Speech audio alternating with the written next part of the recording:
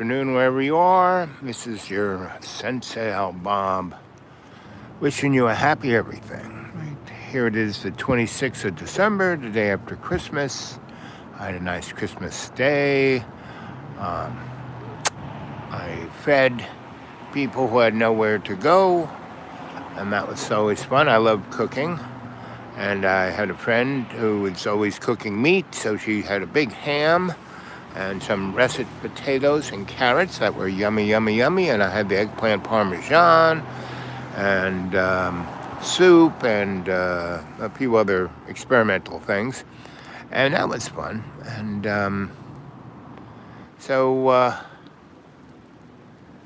let's see. Morning, Bob. Morning.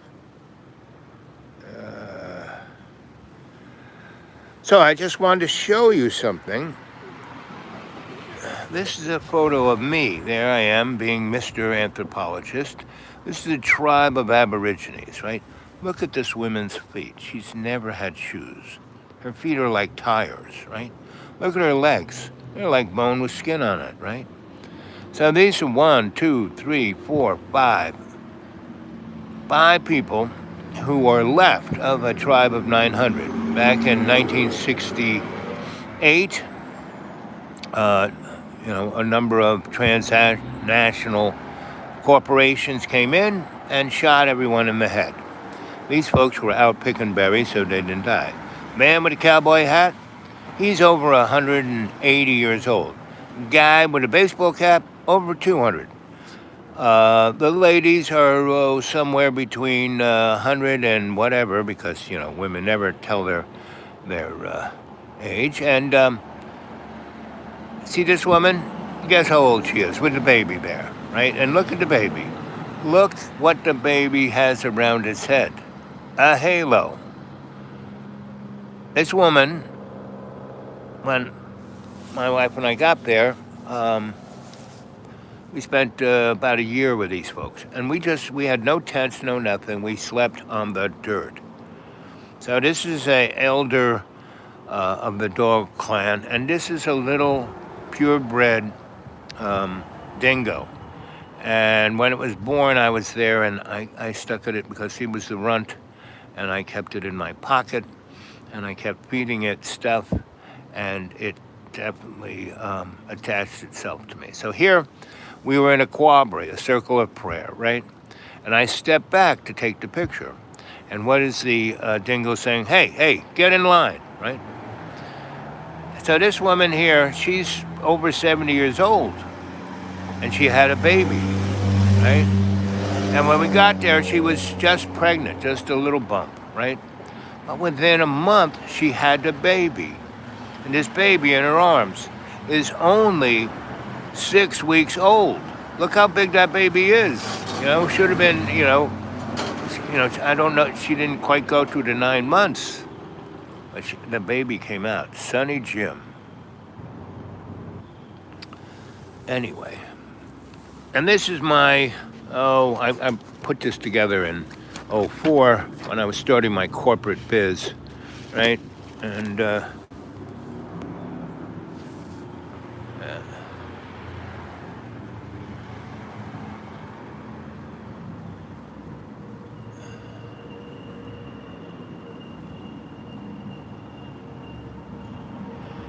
just take a look at some of those words, right?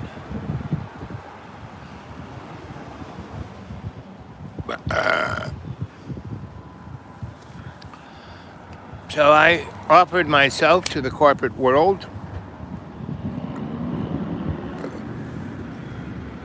and I said, listen, I can fix the things you feel are wrong that you don't know are wrong.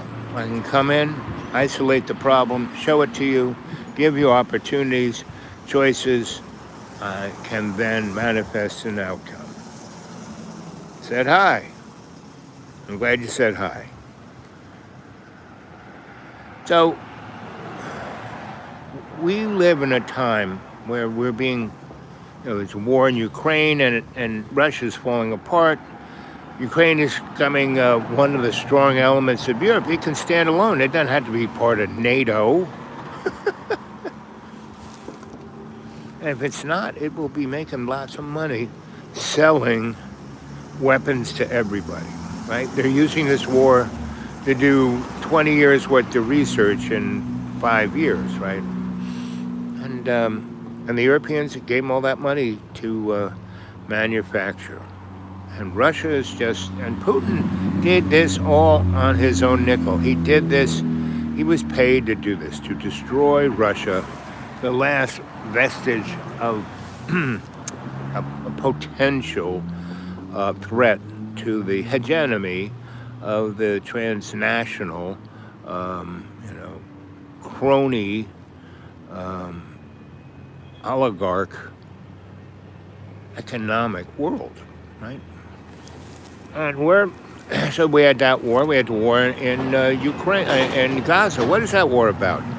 Why is China and Russia backing, basically,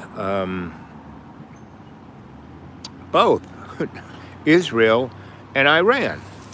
Because they know Israel's going to kill itself. And just read the Bible. It does it all the time. And by allowing the Gaza Strip to be obliterated, it gives the Chinese the opportunity to make their own Panama Canal, to get a transportation line that's outside the Atlantic or the Pacific. They could just go right from Asia through that neck of the woods into Europe, right? So that's why China is funding both sides, right? Because A, they want to get rid of Israel and let Israel get rid of itself. They don't have to attack it, But they are also supporting Israel economically, right? Why did, China and Russia abstain in the UN Security Council? Because they have economic reasons to keep their, foot in the door. So when things, basically Israel will nuke lots of people, and then China and Russia will come in and take over. And why are we going into, what is all this stuff coming up here? What are all those little purple things? Guys, say something instead of doing whatever you're doing. That you probably, what is the little,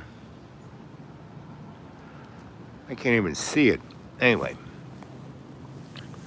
So when I was, and this is 1978, when I was with these folks, these were the most Christian, saintly people I ever met. They were not jealous. They were not envious. They were not hateful of the white world. They felt sorry for it. They loved being out in the middle of nowhere, right? And they knew where everything was, where the food was, where the water was, where the white folk have difficulties with being in balance.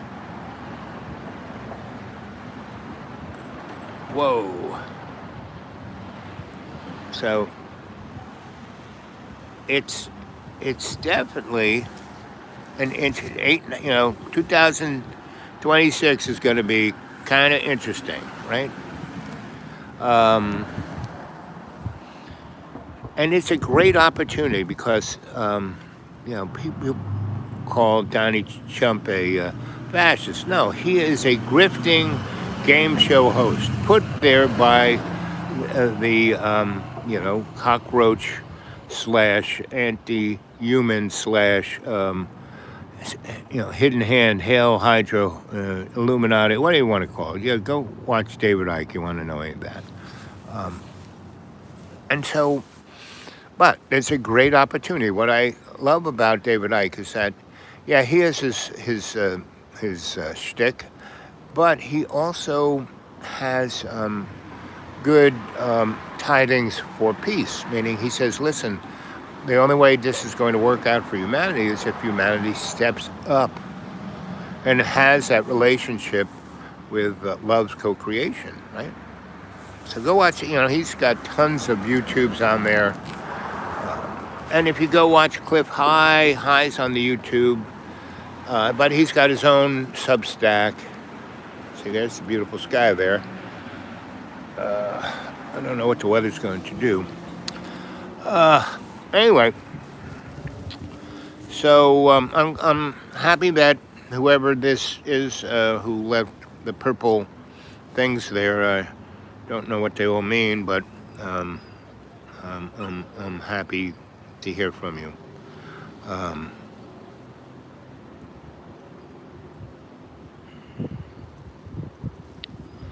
And you're amazing. And that's the real secret. In our lives, we're all amazing. And when we work together, that's when we're in co-creation with love. And love is God. And you can call God any name you want, because God is, to anthropomorphize God, it's like, really? Really? You're going to go there? It's like, forget about it.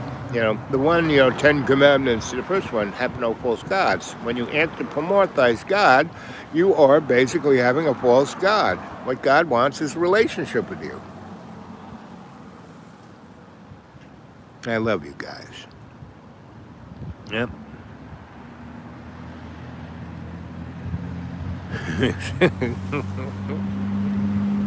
I've always been cute. I've never knew how cute I was, right? I was just doing my shtick, my thing, my stuff, And I never ran after women. I would just bump into them, and they go, "Oh, look, there you are." I go, "Yeah, there you are. Ooh, you're cute, buddy. Oh, you're not so bad yourself." And then it would go from there. What is your country name? What's my country name? Well, everyone calls me Owl. O-W-L, right? Some people call me Bob, B-O-B. Some people call me Sensei, But I've been called many things, But you can call me anything you want, not just late for dinner.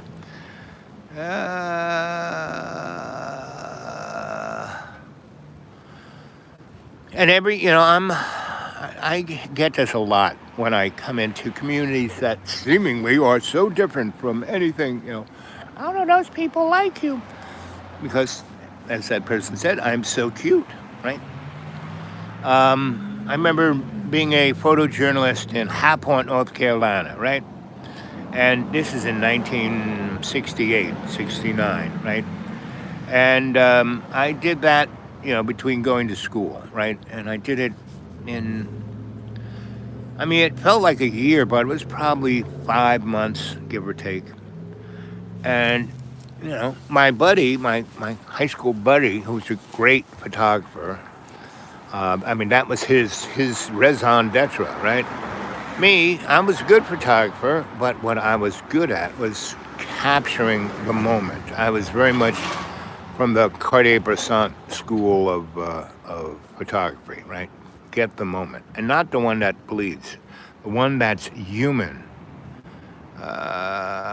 So I am like in the very strange corner up there where it's Kentucky, West Virginia, North Carolina, and Tennessee.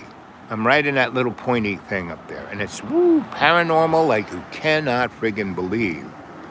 And, I'm just, 100 miles from Oak Ridge, Tennessee, right? And so they got so many underground things around here, it's mind friggin' boggling. And it's like one big, X-File experiment. What are your children doing? Well, I have 128 godchildren, and they're all doing a lot of different things. The most famous one is a young lady named Rosanna Dawson. She's a movie star, right? She was in Men in Black. She was in Runaway Train. She was in Alexander. She was in a lot of things. And she now big time in the Star Wars stuff. She's a girl with the big pigtails on either side of her head. They look like snakes. Anyway, she's a Jedi. So anyway, basically, And a lot of them are electricians because I grabbed them all. They were all about to do something stupid in the Lower East Side, 1980s, 70s, 80s. And where are you going?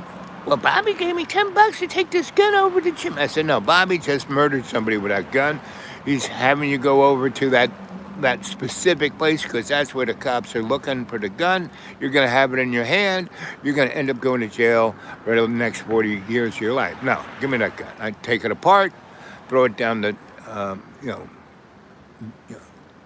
drain toilet on the side of the street, and then say, I need a helper. I'll pay you $10 an hour to be my helper. Then, but I have no place to live. I'll give you a place to live, right? So that's what I did with my 120 kids.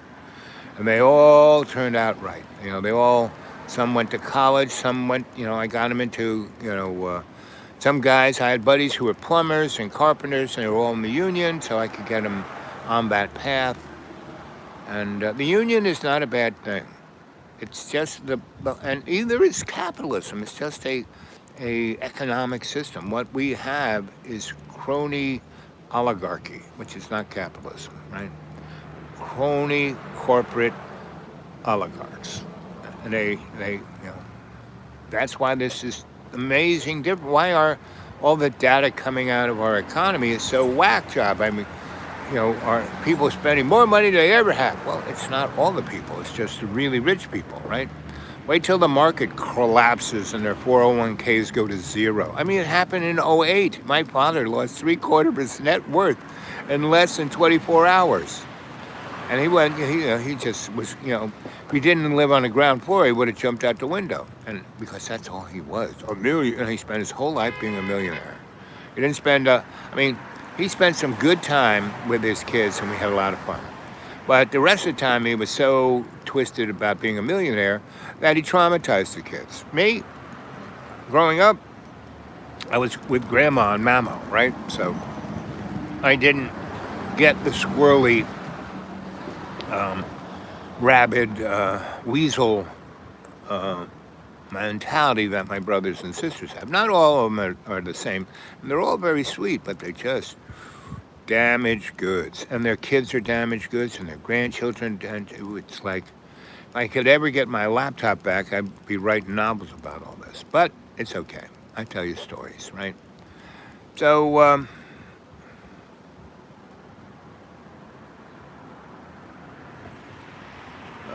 are you so cute?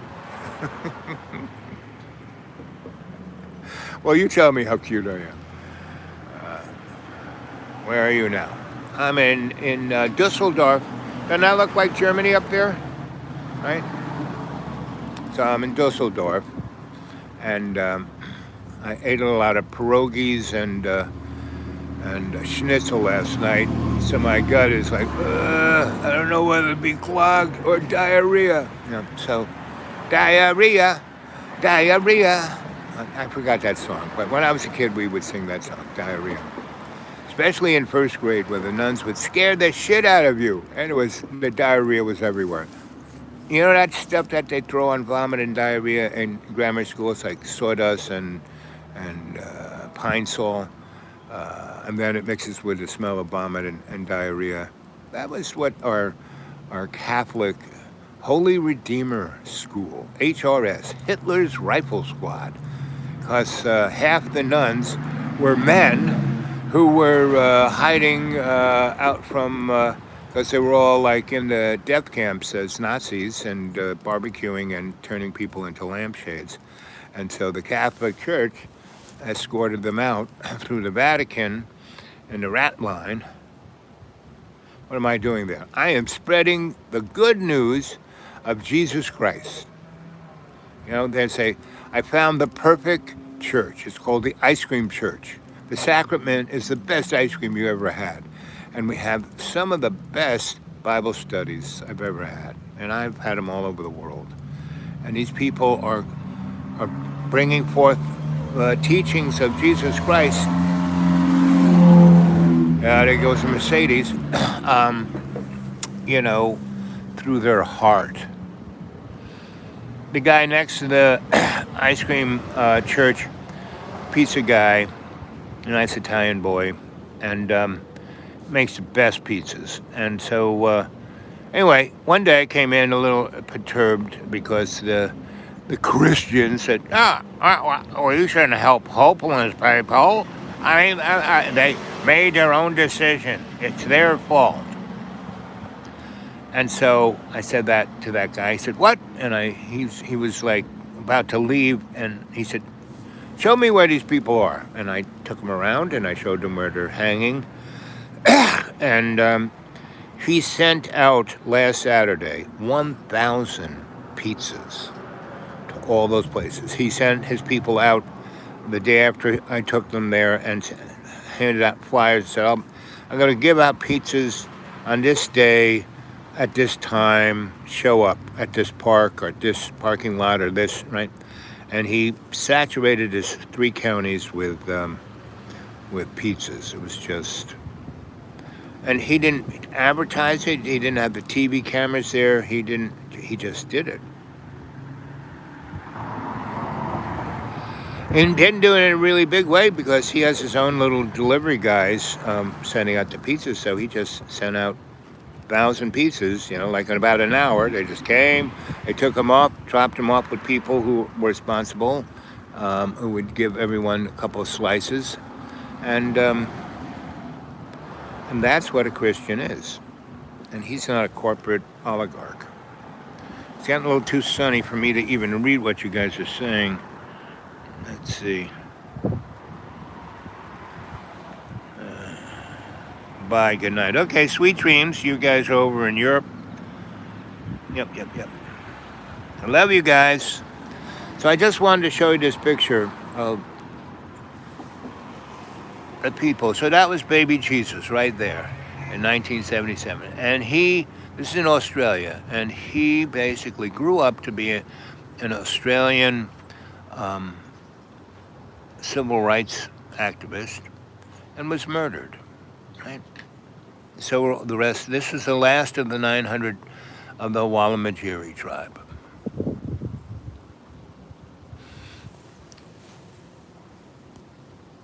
And I was sent there by the government because they wanted to bring the Olympics to Australia, but everyone just said, "Oh, you guys are too conform." And so, they want to say, "No, look, we're treating the Aborigines really nice," Anyway, so I went to Adelaide, and it was really interesting. We traveled. They didn't give us a car. Oh, this was this guy and me.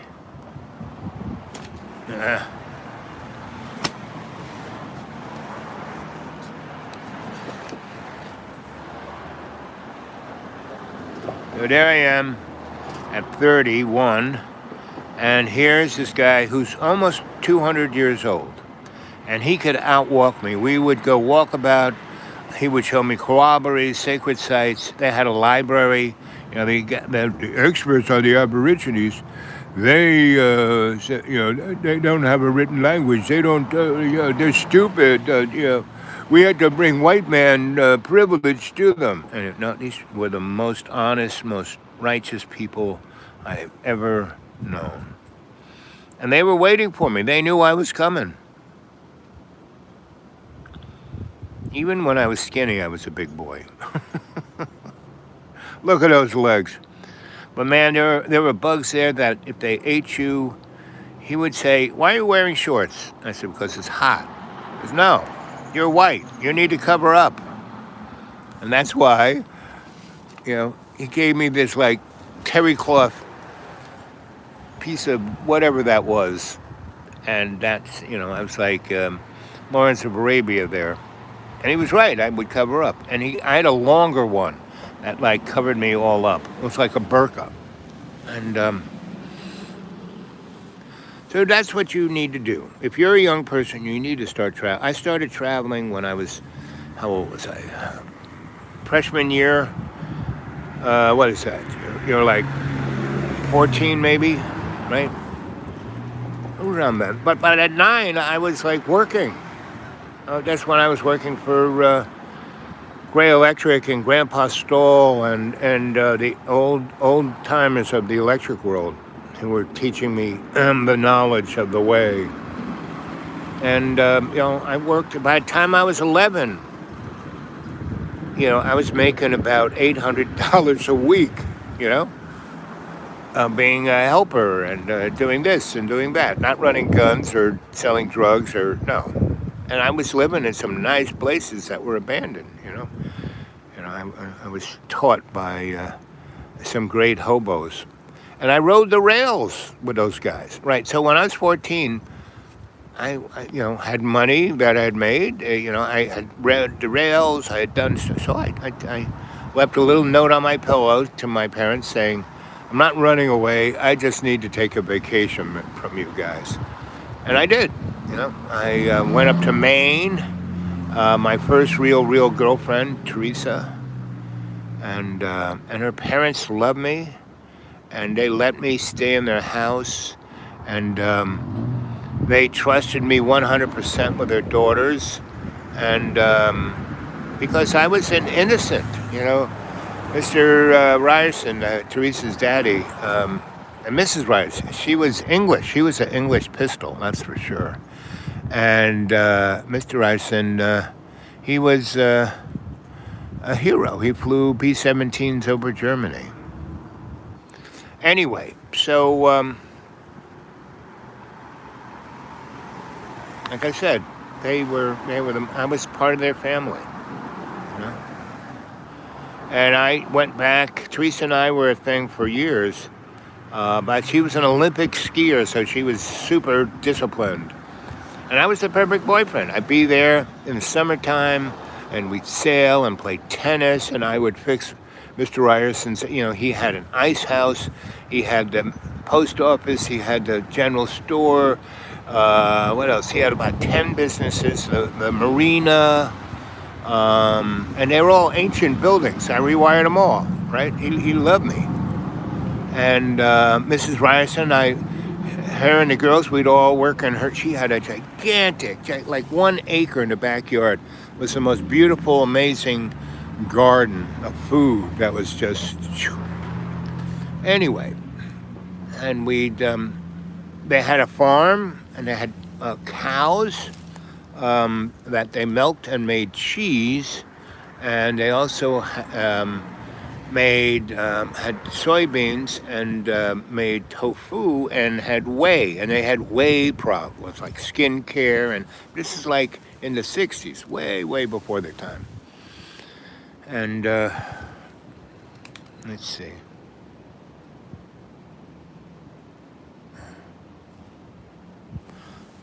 Maybe I can read that.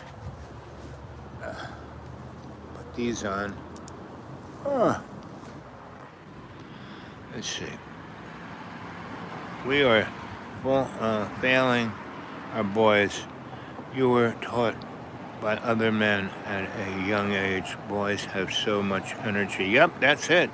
The schools are always telling the boys they are naughty if they... So, see, the thing is, that's their hairy man. There's Iron John is a great book. There's a guy named John Blake who wrote this book, Iron John, and basically he takes apart the Greek theater thing, Homer's Iliad, right? And that whole story of, going for the golden fleece. What is that? Going for who you really are. And basically, women have all the power. Because they're grounded, they give birth. Men, they're just, But so what their real power is always basically buried, because their real power is to be there as the golden ball, right? To be the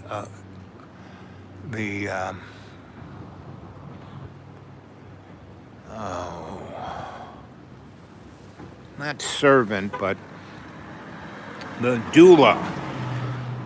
Naughty. If they engaged, then they would be fine. Yep, that's exactly right. Greetings, glad tidings from my heart to you. Oh, you're so sweet. Saturn return every 7 years. Yeah, baby. Wishing you all the very best. And there goes Alexis, a Rolls Royce. Wishing you all the very best of winter's seasons. Yep, right now, New York's getting whacked by a snowstorm, and it's 70 degrees here. I just love Germany in the winter. You know, he was a nice man. He loved children as long as they were cooked correctly. You know, and Hitler, he was not a German. Hitler was a Bavarian, right? Or wherever he came from up there. But he wasn't even that. He was a demonic character. If you haven't seen that, there's some really interesting films of Adolf Hitler in the 1936, you know, Berlin Olympics. Woo-wee. He's in a crowd of like 100,000 people, and he's jacking off. Okay. So, yes. So, go read Blake's Iron John. Right? So, you know, you had the Greeks, and then you had the Grimm's brothers take that thing and turn it around, and they did the Iron John story. And then, you know, Freud and Jung got a hold of it, right? And so, exactly what you're talking about, how schools and society is. I mean, they're trying to, you know, break the natural laws, right? They want everyone to be transhuman. Good luck with that, you know? So, but that's a nice, more or less natural sky above us. And there's trees and the lawn furniture and Christmas decorations. Yep, here in Dusseldorf. Yep. Anyway, what else? Got any questions? Wishing you a very happy Christmas winter. And you know, I don't know if you've noticed it, but solstice has come and gone, and now the days are getting longer. I see it. You know, it was getting dark around 4:30. Now it's getting dark around 6. So, yeah, it'll be spring and summer before you know it. So, and for all of the, I spent about 10 minutes just flipping through my streams, and everything is, oh my God, the world is ending. The world has always been ending, you know. People talk about the Gaza Strip being horrific. Well, go look at Sierra Leone. Gaza Strip had 2 million people that are being messed with, right? Their homes blown up, their society destroyed, running back and forth, the hospitals, the schools, everything, death. And they can't, you know, people go, well, you know, it's not fair that the Palestinians shouldn't be there. That's Israel's land. Really? Oh, come on. They are bombing them with F-15s and F-16s that we gave them, and the bombs got our name on it. And so, and it's a real estate deal. At least Donnie, I love Donnie. He lies so much he tells the truth, right? He's so up the hook. He's just a grifter. If you can't see this guy as a grifter, game show host, you know, GE, largest military industrial contractor on the planet. First, they put Ronald Reagan in power. You know, he did GE Theater, right? And a few other shows for GE, right? Donnie, working for NBC, did, you know, The Apprentice. And he was The Apprentice. He was apprenticing to do what he's doing now. And it was Donnie 1.0, right? And then JoJo, and then Donnie 2.0. And that was architected, engineered. Every presidential election we've had, you know, from the get-go has been, we didn't vote for anybody. Anyway, in the beginning, only white, gentry, rich men could vote, you know. Anybody else, if you were a carpenter or, you know, you're working for some, you can't vote, you know. You can't, you don't have property, so you're not capable of paying the voting tax, right? And still, it's connected to whatever you own. Schools are defined by their zip code. I mean, we live in a plutocratic, corporate, crony world.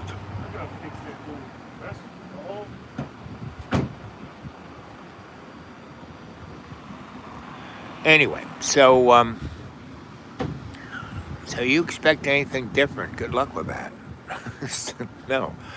The thing you can do is be your best, right? And every day, in every way, you take the piece of the earth and you make it stronger by having a covenant with love's co-creation, right? And you are the ark. You are the ship. You can steer it any way you want. You don't have to do what you're told to do. Now, you don't have to be a cheeky monkey like me, but you can be yourself, you know?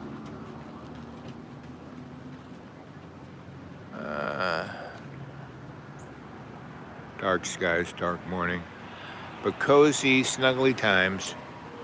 Merry day after Christmas, y'all. Yep. Oh, there's Fish. Hey, Fishy. Happy everything, sweetheart. I'll call you a little later. And, there's you guys putting stuff in here as you're the cadre. But the crew are people who get a hold of me at the dudeawake42 at Gmail. And then if you're in America and you leave your phone number, I'll give you a buzz and we can talk about everything.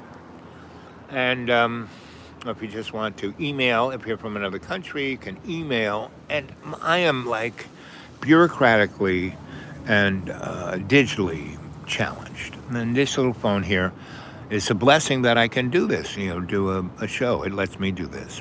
But other things like I can't, I can receive texts on my phone number, but I can't send them. It's like, really? Sometimes I can, sometimes I can't. It's like, really? What's going on here? Just like the show back in August and September, I, didn't have a car and I was in the deep green and didn't know I was going to go to, Dusseldorf. And so I was just sitting on my... There he is, Dr. D. How you doing? Happy everything, buddy. Yeah. Did you have a good holiday? Yeah, I'm walking on this evening. Okay. Down the house a little while. Okay, keep walking. Keep walking. That guy walks 10 miles a day. When he was, he had a business, he was running around doing all kinds of making money stuff and being the dude. And then they said, buddy, you got stage 4 cancer, you're going to live 6 weeks. That was 20 years ago. But let us, you got pretty good insurance, so let us cut you up. Let us radiate you. Let us nuke you. Let us chemo you, and then you die. Go home a piece of bacon, and good luck.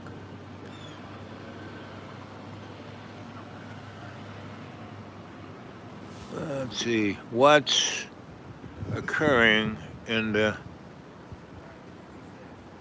world Sensie? Well, same as it ever was, right? The real interesting thing is what's going on in your world. What's going on in your neighborhood? So, Dr. D, who just walked by, they told him he was going to die. He said, no, I'm not. And he changed his life. He got rid of all his wealth and gave it to the poor. He then changed his diet completely, and he started walking and walking and walking and walking. Now he walks 10 miles a day. I try to keep up with him. Yeah, forget about it. I can't do it. I spend too much on my butt, So my hips get set, and then I get sore, and then that's what happens when you have the total indulgent life of a crony capitalist, I was working for the desperate lawyers. Ooh, another Lexus.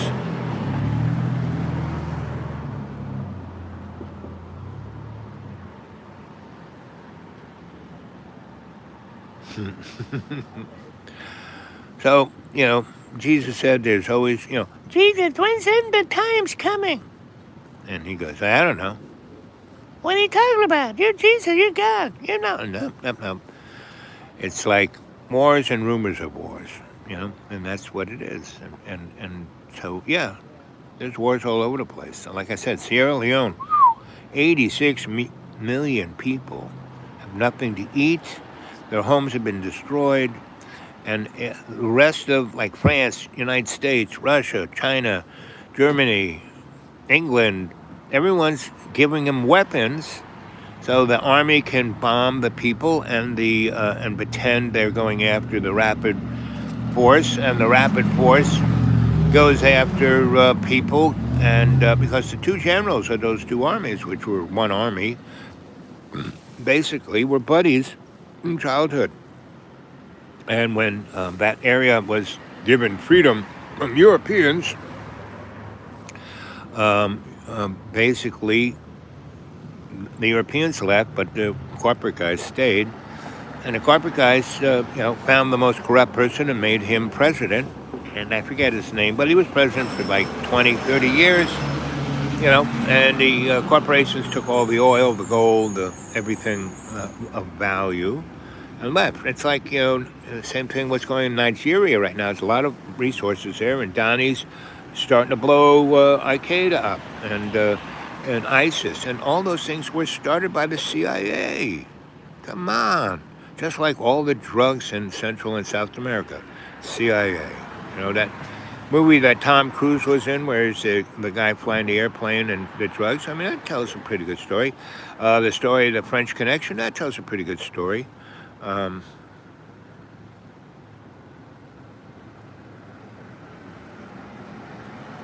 you talking about FDR? Well, FDR, Franklin Delano Roosevelt, he started the New Deal because he tried to, just keep pumping money into the corporations, and he couldn't get anybody out of the Depression, right? That's because the corporations didn't want that. They wanted to push the people deeper and deeper and deeper into a negative zone so they could turn them into serfs. Well, the American people, because they aren't a melting pot, they're a salad bowl, they were going to take that shit. So it was going to be a revolution, obviously. And basically, especially, when the guys who were promised their bonus for World War I, and then when they didn't get it when the Depression happened, and they kind of went out on the, people go, well, there's never been a rally like this before. No. Those guys, there were like 250,000 of them, and they camped out in front of the White House, right? And, what's his name? Hoover said, I wish I could get rid of them.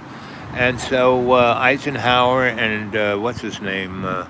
George Patton and the other guys went out there with their tanks and ran them over. These were guys who they fought in World War I with, they're soldiers, and they ran them over. Killed 5,000 and ran the rest over, right? And those guys didn't get their checks. So that kind of pissed the public off to a good point. So there was a guy named Sinclair Lewis who was in San Francisco, and he and his buddies, who were all basically progressives, when progressive meant something, and they decided to walk across the country and get the mood of the people. And so they did, and they walked from San Francisco to D.C. And they started out in January, the new year of whatever year that was. And so they went through California, and it was warm, and they went down south to Texas and came up the coast, and then kind of at Mississippi around May, they kind of went up and went straight across, the Iron Belt, Ohio, Illinois, Michigan, and then kind of came down into New York State. And they camped out, not New York State, Virginia, West Virginia, and then Virginia. And they camped out there in the Cherokee forests right above D.C., right? And they sent down a few people and told FDR, and he had been president already like 6 years, saying, listen, buddy, We have 1 million people. A lot of those bonus army guys and a lot of other people, and we have just walked across the country, and we have gotten the taste of what the people want. And we would like it if you would come up with your best folk and let's talk it out. And FDR was smart enough to get in his limousine and drive up there, right? And a couple of trucks of food so everyone could have a nice meal. And they talked and they talked. And they said, listen, unless, and they gave them the 10 points. They had a 10-point plan. And that's, FDR went back and got some congressmen and senators, and those guys sent their people up to the campers, and they nailed down the New Deal. And the New Deal wasn't to save the people. What it did was it saved capitalism. Because, FDR was scum. Now, just how much scum that FDR was. His second or third, I think it was second, before this happened, he came in saying, I'm going to change everything, it'll be okay, like Donald Trump, right? He was like a Donald Trump kind of guy. But he came from super rich, right? And Donnie just came from Queen's Nazis. So, basically,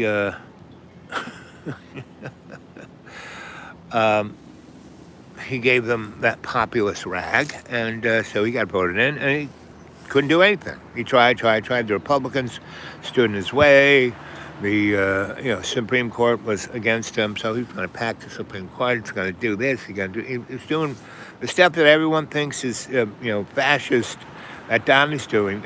If you go and do your homework, the stuff that FDR did was like, whoa, right? Because you don't even know what fascism is. Fascism is, so capitalism is when capital buys, power of the government. Socialism or communism is actually the Democrats, right? It's when they,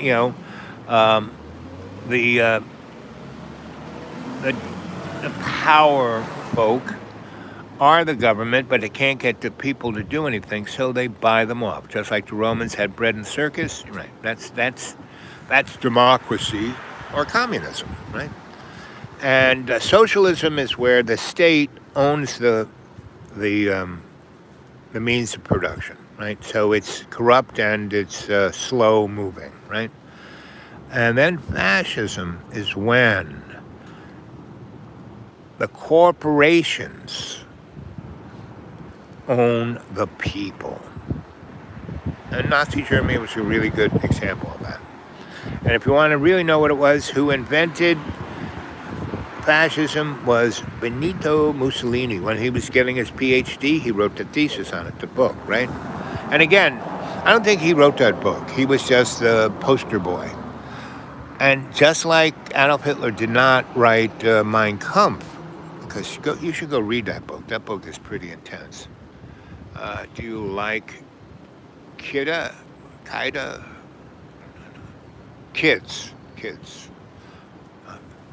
Children are just the most amazing because they're little humans that haven't been broken yet, right? And if we can, take care, I mean, that's kind of what it was back in the good old, like where I grew up, in in Harlem, right?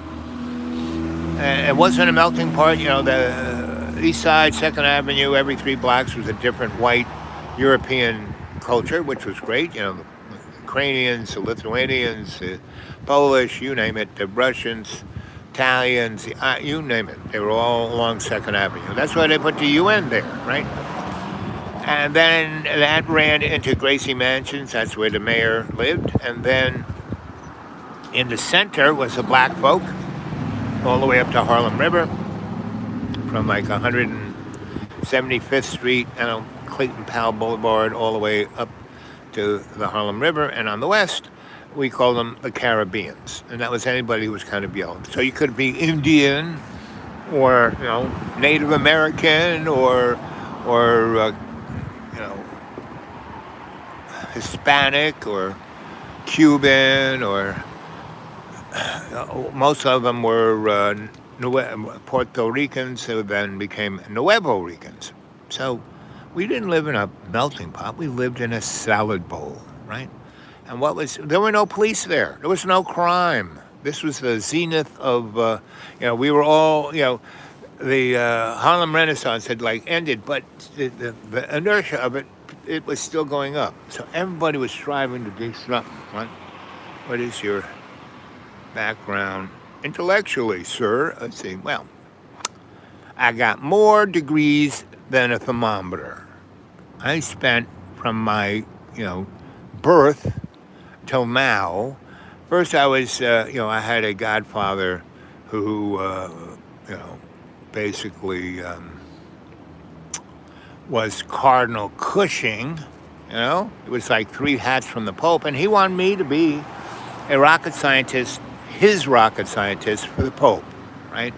He didn't think he was going to make it to Pope, but he wanted me to be a guy who had the juice to get the Pope to do stuff. And so even if he was dead, I would do it, right? So that's right. So I learned Latin and Greek before I hit first grade, right? But in first grade, I got murdered by a nun. She broke this orbit of this eye, so this eye sees, woo! She broke the little stirrup in this ear, so I hear, woo! She broke the jaw, so my teeth never worked, and so they fell out by the time I was 20. She crushed my larynx, so I can't really breathe, and I can't really talk, and I had a severe stutter. So, what did that do? From about, how old are you in first grade? Like maybe 7? So I was a real little kid too. I was like a little peanut. So I was always, because I was around really brilliant, amazing people who weren't my parents, which was, a saving grace. And they were all, professors and doctors, and they were all black. They were all people that came from other lands, but because they were all immigrants, so they weren't white Anglo-Saxon, they weren't WASP, so they weren't rich, they weren't part of the crony class, right? Did you ever see the movie Gangster New York, when the cop meets the rich gentry Dutch who come down to the Five Corners to see what's going on, and they get out of the thing onto the wooden platform, and then they go up these steps, and they go through this thing that says the liberal way. You know what the liberal way is? The liberal way is when you're a liberal. What is a liberal? A liberal is someone who feels guilty about being racist, but they'll keep doing it because they don't give, And Australia is the perfect thing because they have 2 parties, the Labour Party and the Liberal Party. And the Liberal Party are guys like Rupert Murdoch, the 10 guys who owned, Australia's one gigantic crony capitalist state, right? Criminal capitalist state. And that's, what we are too, right? Anything that was sponsored by the white Western European class of cronies, imperial. Look at this little car. It's like the size of a donut. It's so cute. Now, America had all that. Look at this car. Look at that car. Look at that little teeny thing. No, they're closed. Tuesday they'll open. Yeah. Enjoy the holiday.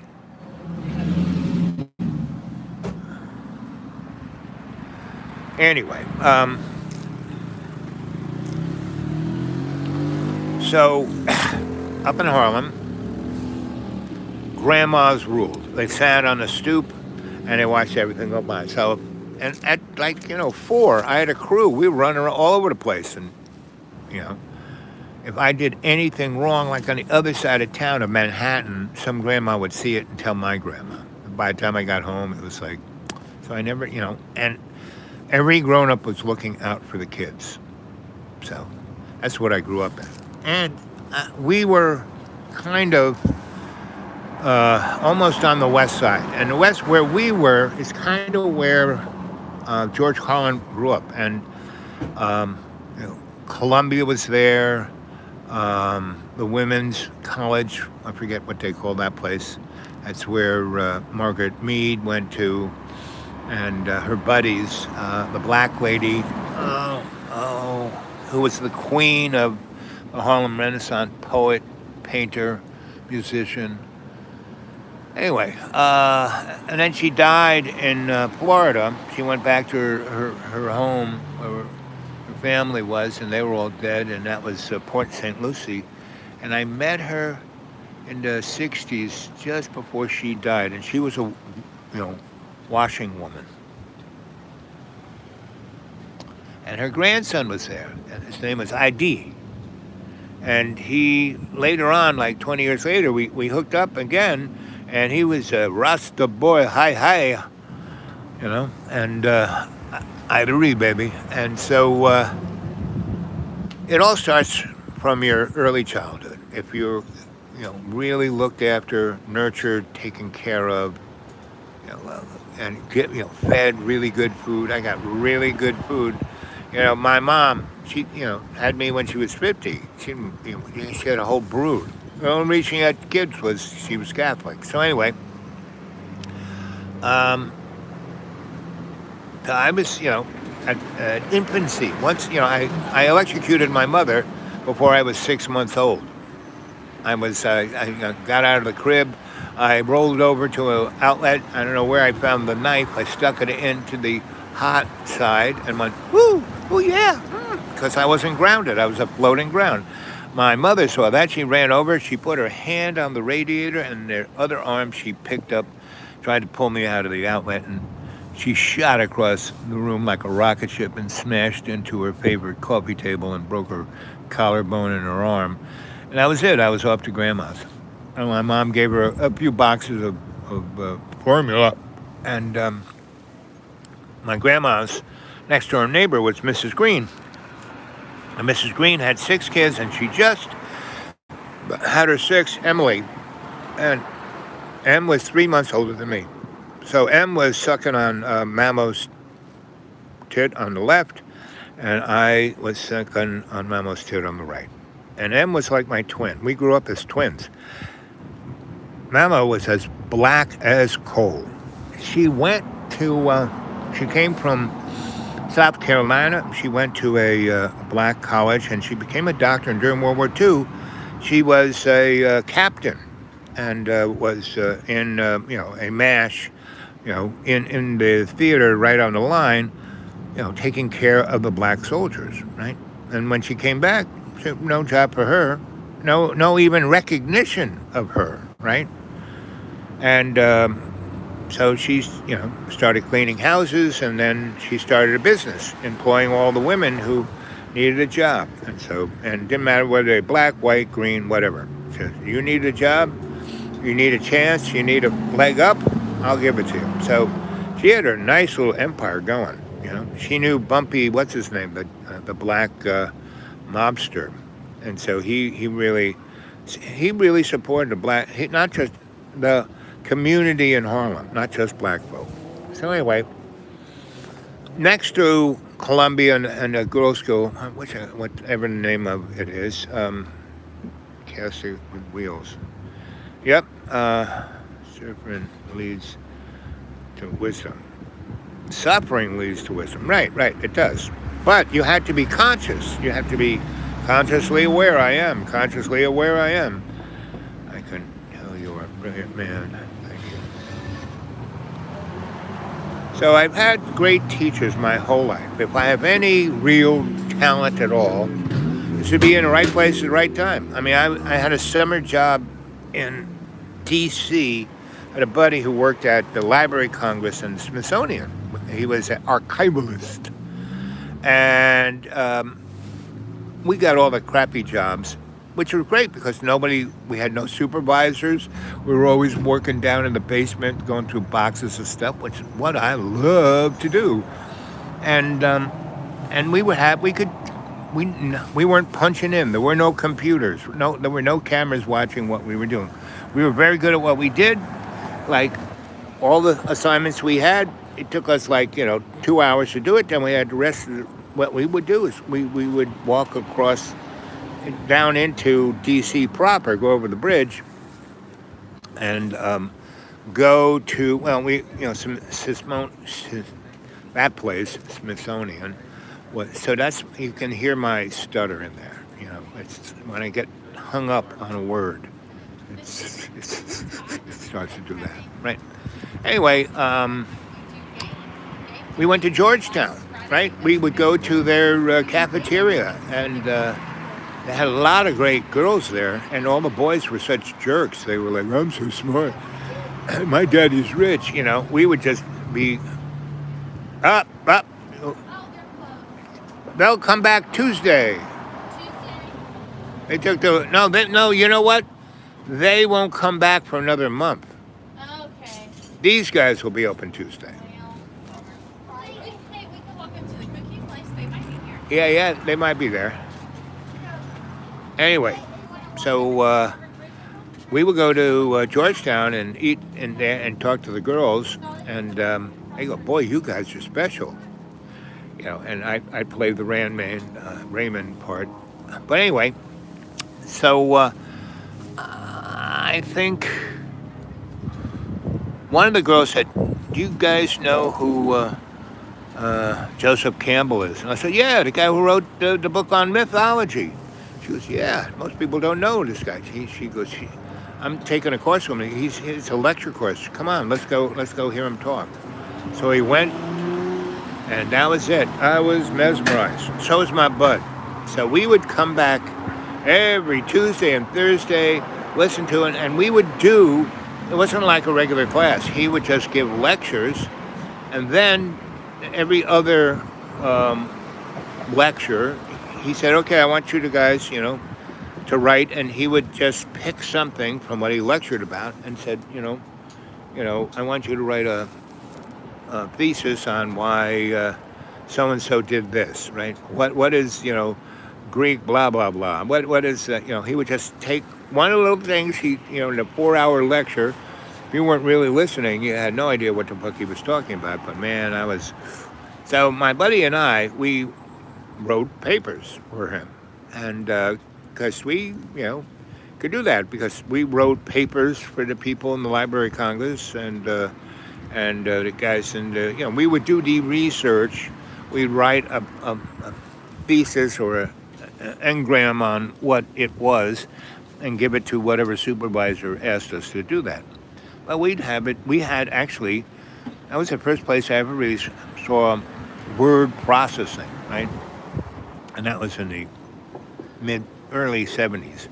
Anyway, so we just went to Joseph Campbell's lecture, and we didn't stand out. We sat in the back with the girls, and my buddy, he was like a real hooch. These girls just wanted to have fun, right? And they're looking around for some guys who are smart, respectful, and want to have fun. And some girls, like my first wife, I had a couple of wives that love having fun in public. Oh, the battery's about to die. 20% left. Okay. So we'll have to close on the storyline here. Anyway, just to say that Joseph Campbell became our teacher, because by the fourth paper we put in, he said, "Okay, I got everyone to, come and get your papers. They're up here." He just leave them on the table. But he's, Mr. You and you and you, see me after class. So we showed up, and he said, "So who are you guys?" And we said, "What do you mean? Our name's right on those papers." He said, "But you're not on my list of students. You were just kind of sitting in, right?" I said, "Yeah, man, I read all your books, and your stories are great." And he goes, "Well, your papers, which one's Al?" I said, "Me." And he goes, You're not an academic. Your buddy's an academic. You are a scholar. And you're not only a scholar, this is the first guy who told me this, you are an itinerant scholar and a hobbyist historian." And that's the best thing you can be. He goes, "I strive to be that." That's what Joseph Campbell said to me. So I had teachers like that. You know, a guy named Billy